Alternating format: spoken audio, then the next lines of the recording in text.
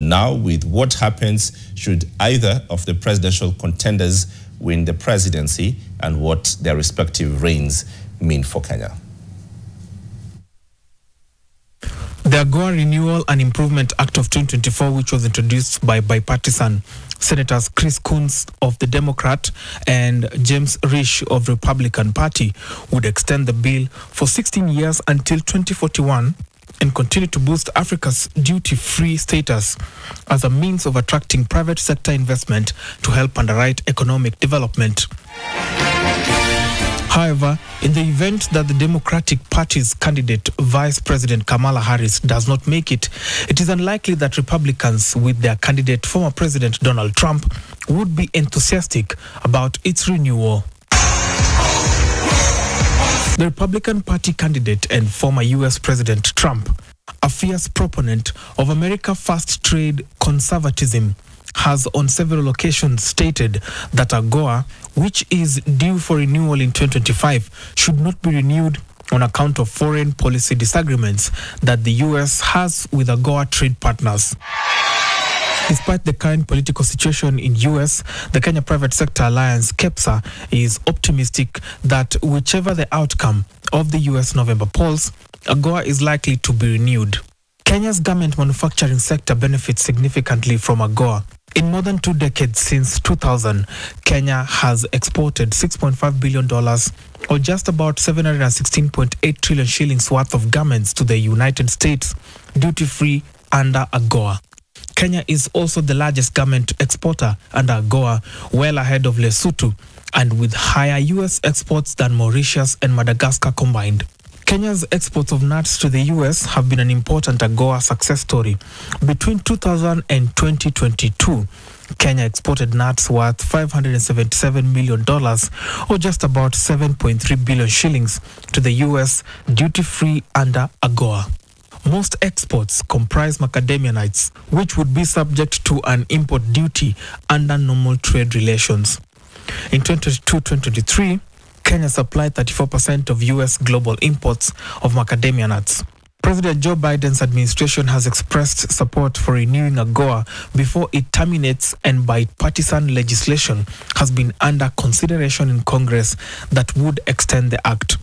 Nonetheless, a packed U.S. political agenda in a presidential election year, along with ongoing discussions over potential changes to the act and how long to extend it for, have created a situation in which renewal in 2025 appears more probable than this year. Despite the support and approval from President Biden's Democratic Party, there are concerns that a Republican Party victory could stagnate the renewal process of AGOA. Trump's victory at the ballot box, as was in the case of 2016, which is proving even more likely if the latest poll data is anything to go by, would signal the death and end of AGOA. Brian Georgetino, NTV, Nairobi.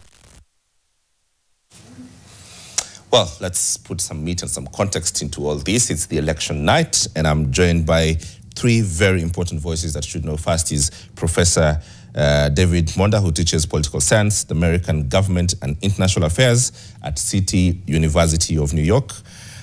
His doctoral training and research is situated at the intersection of comparative politics and international relations. He's going to tell us exactly more about how and the elections look like and the numbers. I'm also joined by Ali Baldawi, who's a Kenyan professional who lived in Maryland next to Washington, D.C. for the last 20 years, and Huldah Hitsley, a Kenyan-born American citizen who's running to represent Minnesota's District 38A.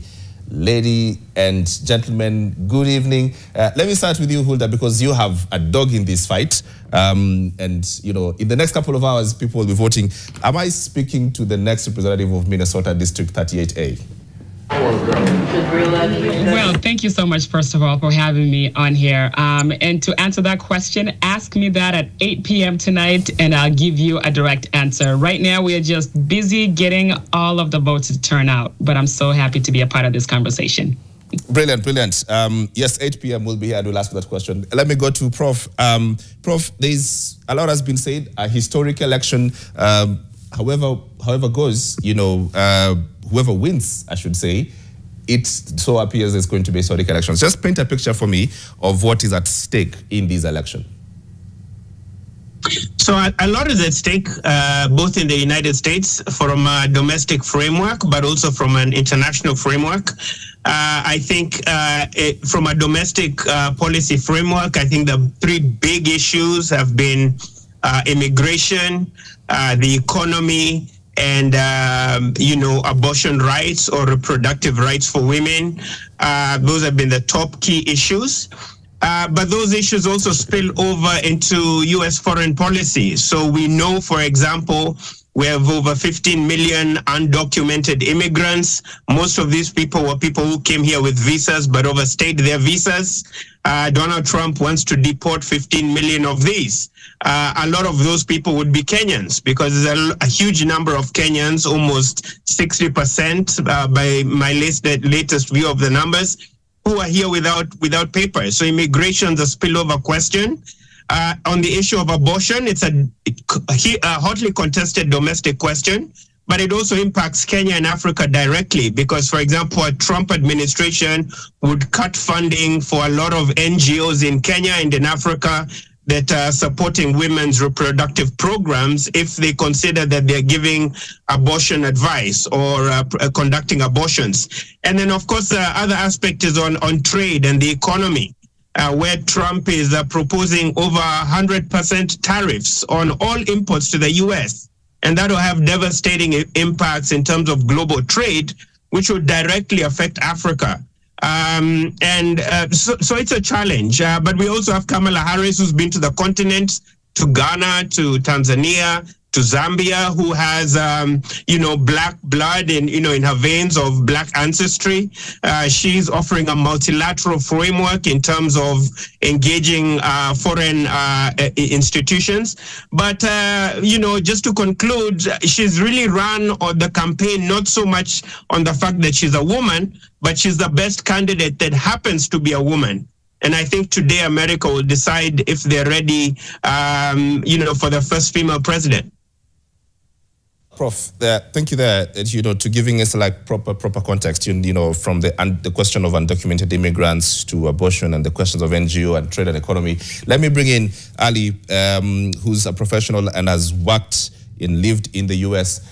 Ali, from where you sit, and especially to zoom in the question of undocumented immigrants, America looks like the place to be. Many Kenyans especially would want to go there because it believes there's opportunities and everything else. Could you paint a picture for me and put in perspective how the turnout of this election or the result that we're looking for could change that for Kenyans really who would want and see America as a place to be?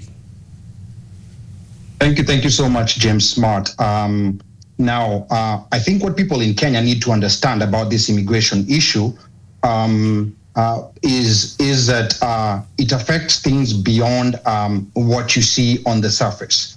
There's visa delays that Kenyans have been experiencing, and they're curious why that's happening.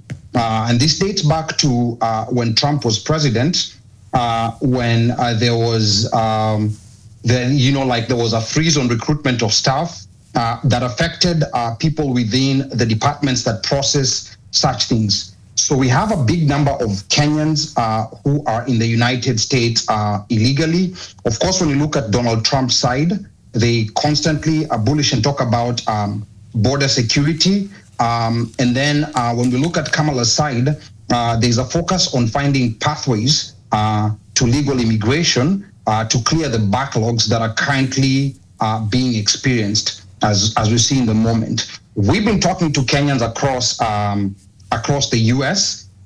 We do have a forum out here in Washington, D.C., where we talk to Kenyans every week. We have a YouTube show called The One Mic Show, where we talk to Kenyans every week. And it's very interesting what you see happening with these campaigns here, because there's been a lot of targeting of immigrant communities and targeting of Black people, trying to show them that you are the ones who are here legally. The ones who are making it tough for you are the ones who are trying to cross the border or trying to come here illegally. Because another big aspect in this election, James, is the economy. Inflation has been really high. by American standards, prices have gone up within the last 4 or 5 years. So immigration is being tied into the economy, and there's been a lot of misinformation, because you see there's a sizable, let me not say a majority, but there's quite a chunk of Kenyans who are openly showing support for Donald Trump, not knowing that they're going to be his customers. Like as soon as he gets into office, if he wins, on the line of deportation, because they're trying even to take away people who've already been naturalized as citizens. So these are just some of the things that people are talking about and having expectations about this coming election cycle. Thank you, Ali. Let me go to Huldah. Surely you must have seen this, experienced this question of immigration, and coming from the campaign trail, have you seen this question on immigration becoming more poignant question? Is there clarity from what you hear from the ground, Huldah? And what can you say is sort of the balance of where this is? Whoever wins, is it possible that, as Donald Trump says, you'd wake up and there's droves and droves of undocumented immigrants being taken away from America, or there's going to be a pathway and this is just sort of a political talk? Absolutely. Thank you so much, Mr. Smart. Me being on the campaign trail, as long as I have, right? I have been campaigning for the last year and a half. And when we talk about, this race, Brother Ali talked about how tight this race is between Harris and Trump. And when you look at, Trump's policies when he was president to now, his message hasn't changed when it comes to immigrants. He's made it very clear on day one what he's going to do. And this man will execute that. We saw what he did when he was president. And Honorable Monda talked about, his policies still impacting us today. So when I look at my district, which is predominantly a district that is made up of African immigrants, the Liberian community, the Kenyan community. It's the most diverse district in the whole entire state of Minnesota. African immigrants in general have a crucial stake in this election. Our vote represents our voice, our families' well-being, and our aspirations, right? And for those of us who are able to cast a vote, we're casting a vote for those of us who cannot. Keep in mind, there are different categories. There are immigrants who are undocumented. There are immigrants who are permanent residents who can't cast a vote, and then there are those immigrants who are naturalized citizens. So African immigrants, especially in the U.S., have come to this country looking for opportunities, a safe place, to raise their families for themselves and their children. And policies on immigration, healthcare, education, economic opportunity are all on the line. So a strong turnout can definitely influence the direction of the policies, right? That impacts immigration, like impact the immigrant community, like my brother Ali said, from immigration reform to healthcare to access for all of the different types of services that really shape our daily lives. So this election, it represents the difference between a country that embraces its diversity or one that literally risks eroding the progress that this country has made in terms of welcoming inclusivity, in terms of welcoming immigrants who've definitely contributed to all aspects of this country. So when immigrants show up at the polls, and this has been my consistent messaging to our community, especially those of us who are supporting Trump, if you show up and if you're voting, Kamala Harris and Walz, we are protecting our families, our dreams, and our future. Well, very, very well said. Let's go to the next issue. And Prof, let me bring you to this conversation. And it was a polarizing question on abortion. It has religious undertones. It has health risks.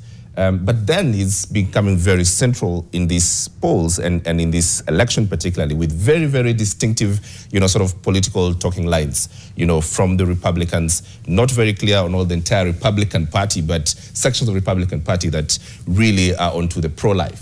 And this polarizing question, Prof, points to the age-old question of speaking to the hearts and the minds not connecting. Speak to me about the question of abortion and how that has come as a campaign issue and a big issue, not only in America, but reverberating across the world.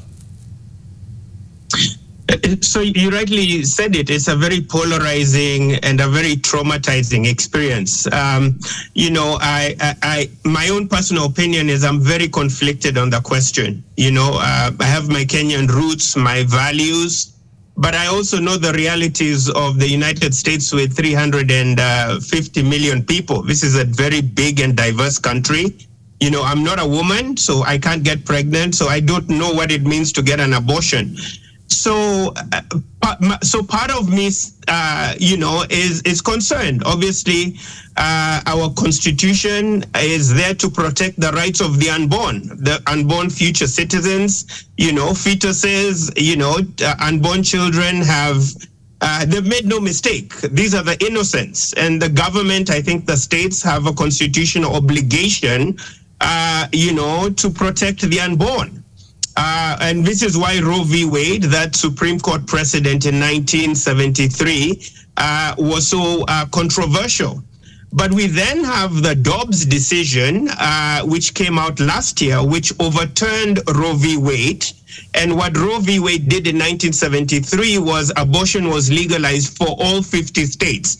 In other words, it was settled law.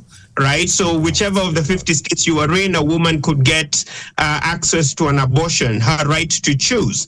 But the Dobbs decision then overturned Roe v. Wade, and what happens now is the question of access to an abortion is then left to the states.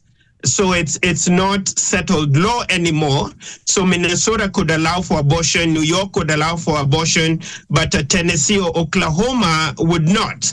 So we have a mismatch in terms of access to abortion. And this is then the second side to this abortion argument about, you know, should a woman have bodily autonomy? In other words, it's the woman who got pregnant, it's the woman who carries this child to term, and it's really the woman herself who should decide. We've had, you know, lastly, some really horrendous cases recently in states like Texas where, you know, doctors can be thrown in jail for over 20, 30 years for conducting abortions. So we've had cases of women dying trying to move from Texas, you know, that doesn't allow abortions to other states in very inhumane conditions. And I think this is a very difficult question, and that's why it's so volatile. All right. Ali and Hosley, I really, really want to get your thoughts on this and opinion, but just hang on for a second. You know, we get into the business and sports, and then we come back to this very, very fascinating conversation. And in business, wheat farmers in the country have called on the government to restrict the importation of wheat for a period of time until the harvest period is over to enable their product fetch better prices in the market. The farmer said the current prices of between 4,300